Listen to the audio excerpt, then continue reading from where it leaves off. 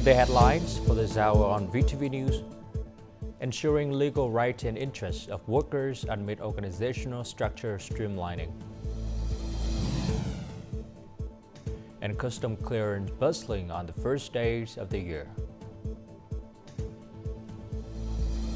Later on in our world news, U.S. New Year's terror attack suspect identified.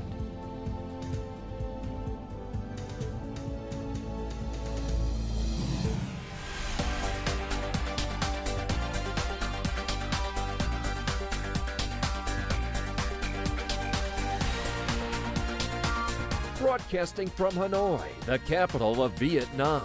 VTV News starts right now. Hello, it's 3 p.m. local time in Hanoi. You're watching VTV News. On Thursday morning, the Government Steering Committee for the Review of the Implementation of Resolution 18 held its 7th meeting, chaired by Prime Minister Phie, the committee's head. At the meeting, the Steering Committee discussed the closure of VTC television and transferring its functions and tasks to Vietnam Television. Prime Minister Phie requested that the implementation ensure the party regulations, the state laws, and the rights and legitimate interests of workers. The committee needs to conduct a nationwide review to assess impacts and develop appropriate policies for the current situation.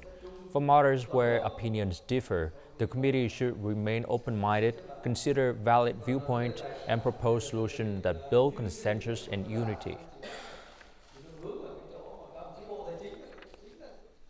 Starting from January 2nd, talented individuals entering civil service can receive a monthly salary of nearly 60 million Vietnam dong, or around $2,300.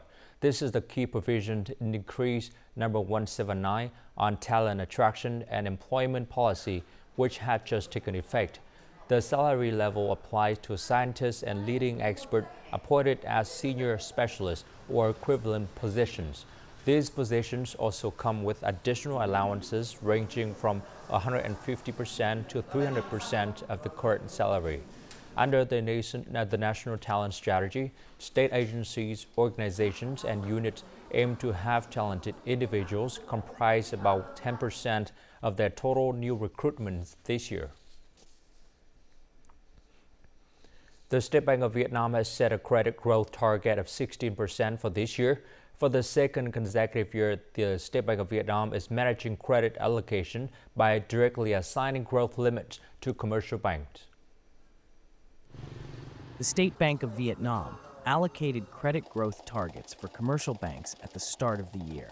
Unlike the previous system of applications and approvals, this change enables banks to manage their capital resources and business plans more efficiently and proactively. This positive change has been well received. The State Bank of Vietnam has operated with greater autonomy, assigning 15% right from the start of last year. By mid-August, the State Bank of Vietnam had signaled that banks utilizing more than 80% of their allocated credit limit would be granted an automatic increase, removing the need for further approvals. The allocation of credit limits to banks is based on scoring indicators related to capital safety. Banks with high indicators demonstrate stable and healthy operations. These institutions receive higher credit growth allowances and greater trust.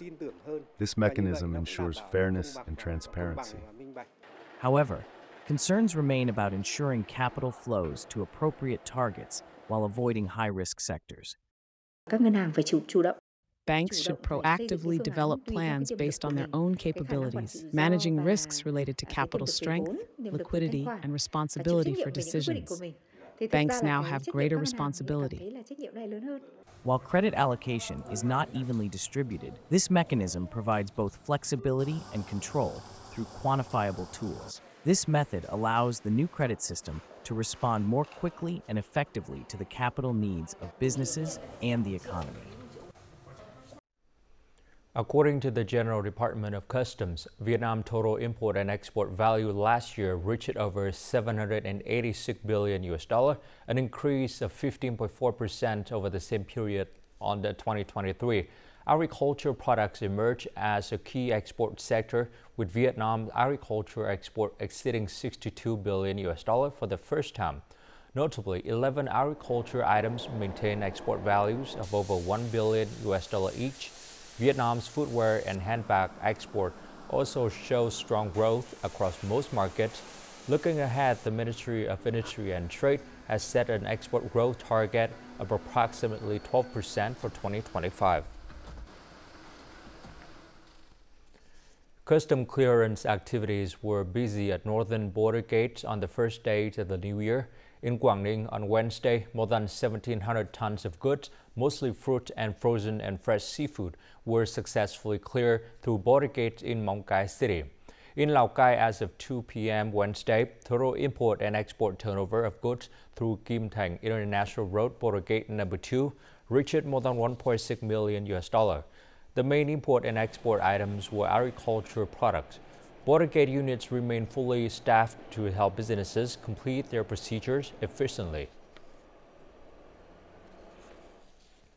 On the first day of 2025, Cha Lo International Border Gate bustled with long convoys of trucks moving smoothly through custom, a promising sign for Quảng Bình import-export activities in the year ahead.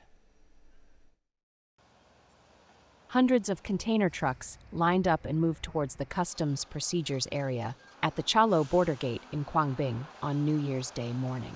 Vehicles were processed quickly thanks to the reinforcement of inspection teams and the streamlining of customs procedures. During the peak of the Lunar New Year, Customs and Border Patrol teams increased staff, and online document registration has been very convenient and quick. In 2024, trade through the Cha Lo border gate reached a total import-export value of over $2.2 billion, up 109% compared to the same period last year. Recent reforms have helped reduce costs and create more favorable conditions for both businesses and local people.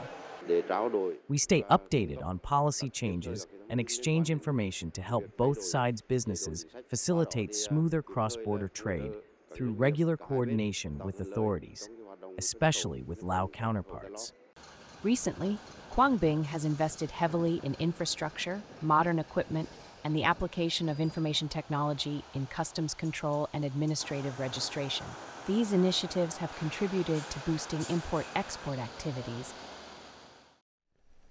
2025 is poised to be a breakthrough year for the Mekong Delta economy, which, with ongoing improvements to transportation infrastructure and positive market trends, businesses have hit the ground running with efforts to achieve their goals as soon as possible.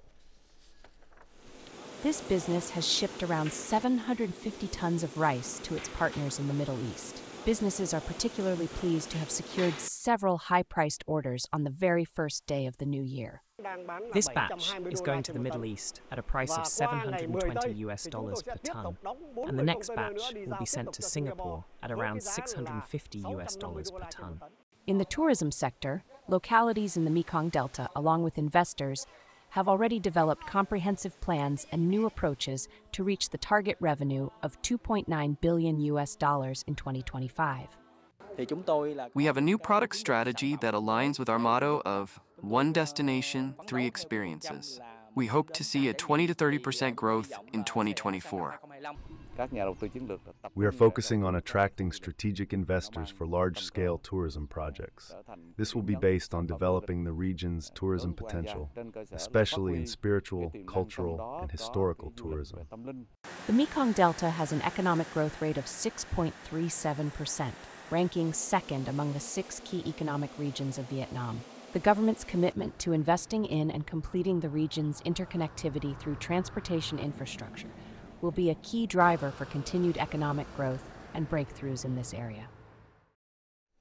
And before moving on to some other news, let's take a look at foreign exchange rate for today, January 2nd.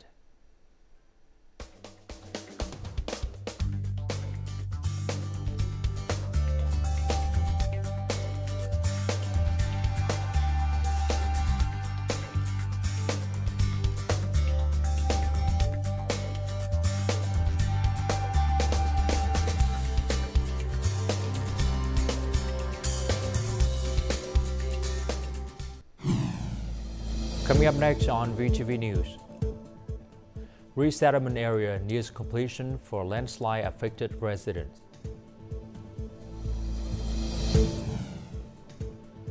And Vietnam tourism achieved record-breaking growth.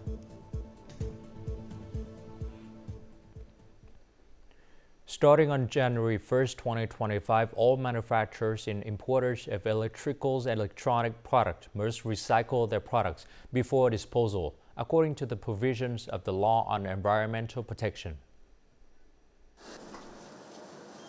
According to the regulations, manufacturers and importers putting electrical and electronic products onto the market from January 1st, 2025 must collect and recycle them according to mandatory recycling rates and specifications. However, registration and payment will be implemented in 2026. This is one of the new points of Decree 08, detailing several amended articles of the Law on Environmental Protection.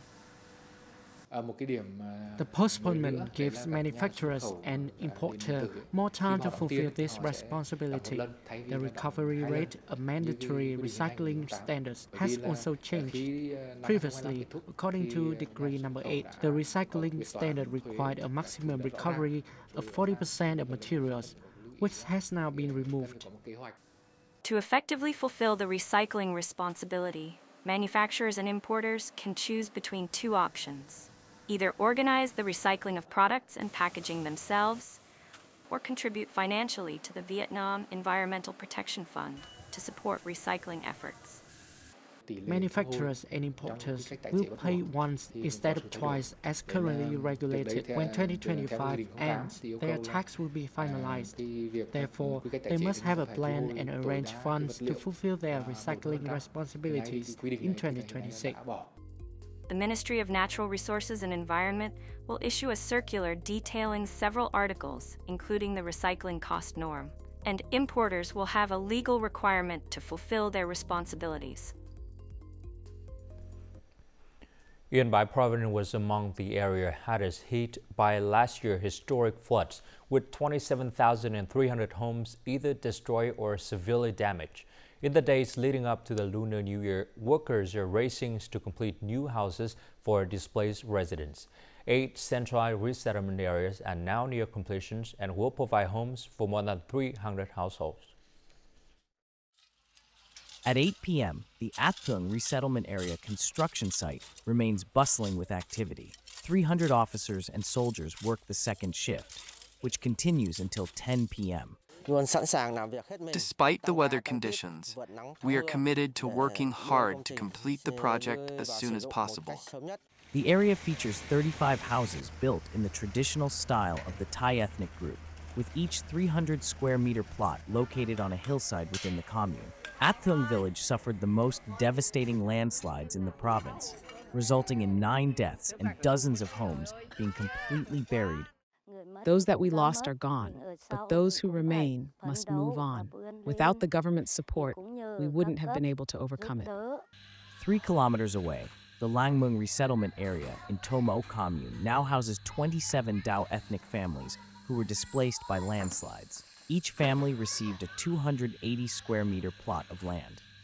Thanks to government and community support, Bich and other villagers have enough funds to build their new homes. I feel reassured now. After finishing the roof, I still have money to buy pigs and chickens to celebrate Tet, about 10 trays or so, to invite families to come and celebrate the new house. With stable homes and jobs, these villages that once endured great loss and suffering are making a fresh start. In late December, salinity level as river mount in the Mekong Delta rose dramatically, threatening rice and fruit harvest for date in the coastal provinces of Tiền Giang, Bến Tre, Trà Vinh, and Sóc Trăng. This unusual saltwater intrusion occurred between December 24 to 30th, 2024, peaking during December 27 to 29th. The 4 gram per liter salinity boundary in the Cửa Tiểu Cửa Đại, Hàm Luông, Cổ Chiên, and Hậu rivers penetrated 42 to 51 kilometers inland, 5 to 17 kilometers further than the same period last year. This deep inland penetration resulted from a prolonged strong northeast monsoon coinciding with early December lunar calendar high tides.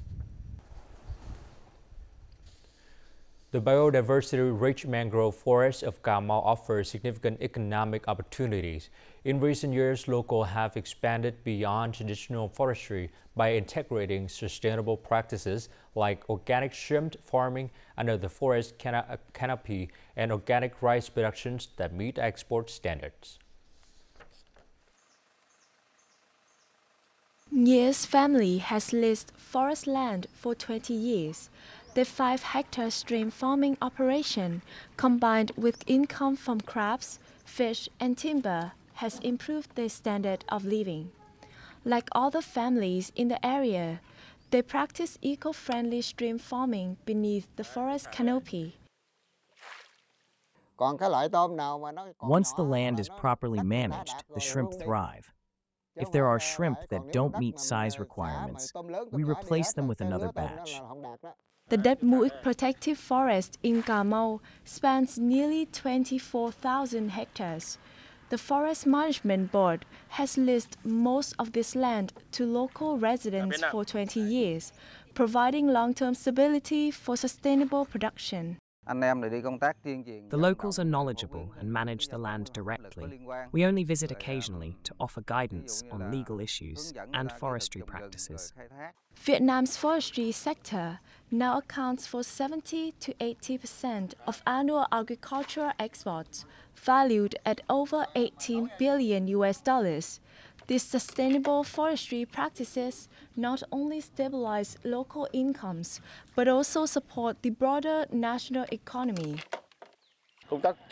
Along with technical activities, we focus on forest protection and community involvement. Vietnam's forest cover has reached 42.02%, proving the success of Government Directive Number 13. Vietnam's forests hold vast untapped potential. In 2023, national parks and natural reserves generate over $25 million in income, while carbon credit sales brought in more than $42 million. These initiatives are improving the lives of forest-dependent communities, enabling them to thrive and prosper. Vietnam tourism industry grew remarkably in 2024. Total tourism revenue reached $32 billion, up 1.2 times compared to 2023. Ho Chi Minh City led the country with 44 million visitors and revenue of $7.4 billion. Hanoi ranked second with nearly 28 million visitors and revenue of $4.3 billion. Quảng Ninh maintained its positions in the leading group with more than 19 million visitors and total revenue of $1.8 billion. Khánh Hòa welcomed more than 10.6 million visitors with total revenue reaching $2 billion. Ninh Bình was not far behind with more than 8.7 million visitors and revenue of nearly $357 million. Other destinations such as Bà Rịa Vũng Tàu, Đà Nẵng, Thanh Hóa, Lâm Đồng, Kiên Giang, and Bình Định also recorded high numbers of visitors and revenue. The officers and soldiers on duty at the DK1 platform have received delivery of a New Year atmosphere. The ship carried not only goods but symbolized the care and love of people on the Vietnamese mainland for those on duty guarding the continental shelf of the motherland. These are the Lunar New Year gifts that Nguyễn Thị Thùy Dương and her 3 children sent to her husband. This Lunar New Year, he and his teammates will stay at sea to protect Vietnam's sovereignty. I wish my husband and his teammates good health and peace. My sisters and I will care for our children and families at home. The voyage includes new soldiers who will spend their first Lunar New Year in such a strategically important place. I'm both happy and nostalgic. I'm happy because I'm proud to practice in protecting the country, and I'm nostalgic because I'm far away from my family. With good preparation, our soldiers will certainly have a good Lunar New Year celebration. The ship transported sticky rice, cakes, peaches and apricots to the DK1 platform. The shipments were also supported by 28 agencies, organizations and individuals, with 20 tons of goods valued at more than $78,000. The ship left the mainland dock and arrived at the oil rigs one by one, carrying gifts and the mainland's sentiments.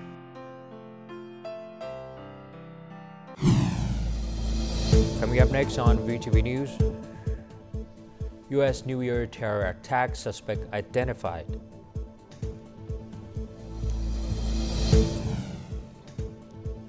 And at least 10 killed in mass shooting in Montenegro.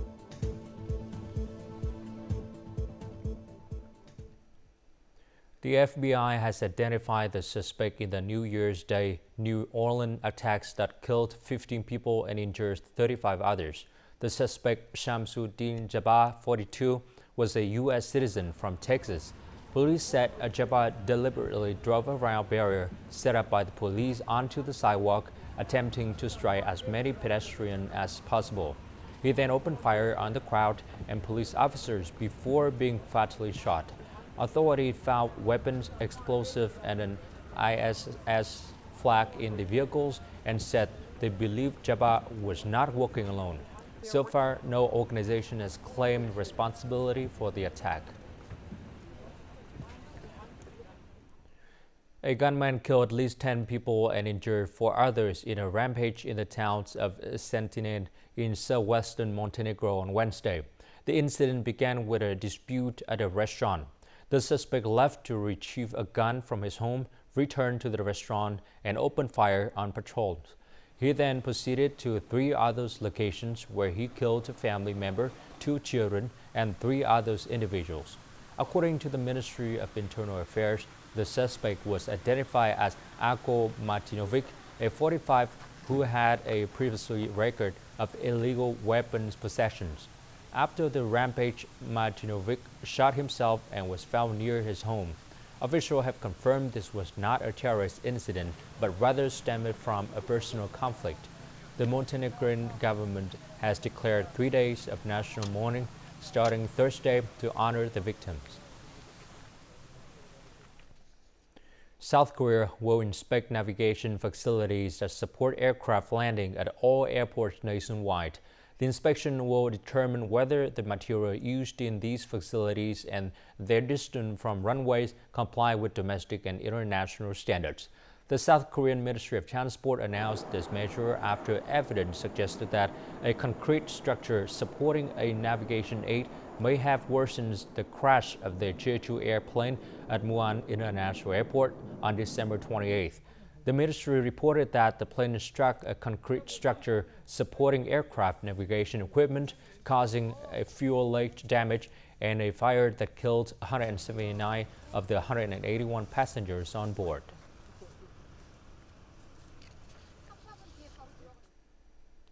Once extinct on Santiago Islands in the Galapagos, Ecuador, due to invasive species, the yellow iguana is now making a comeback. The relocation of 505 yellow iguanas to Santiago Islands has sparkled hopes of restoring the region's unique ecosystem. More to follow. 505 iguanas were captured on Seymour Island and transferred to Santa Cruz Island for quarantine to ensure they wouldn't disrupt the ecological balance of their new habitat, according to a press release from the Galapagos National Park on Monday. The specimens were fitted with subcutaneous microchips to monitor their health, movement, and reproduction. These iguanas were previously in semi-captivity. They were moved to the Fausto Llerena Breeding Center for a quarantine period to ensure that they are free of parasites when they reach their new home of Santiago Island. Yellow iguanas had become extinct on Santiago Island due to the introduction of invasive species, but were later reintroduced into the ecosystem. So far, we have been able to repatriate and relocate 3,143 iguanas to Santiago Island. Just like the giant turtles, they're the most important herbivores of this ecosystem. According to Galapagos National Park, 3,143 iguanas have been released on Santiago Island since 2018. The yellow iguana is one of the 3 species of land iguanas that exist in the Galapagos Islands. And now, as usual, let's continue with the weather forecast.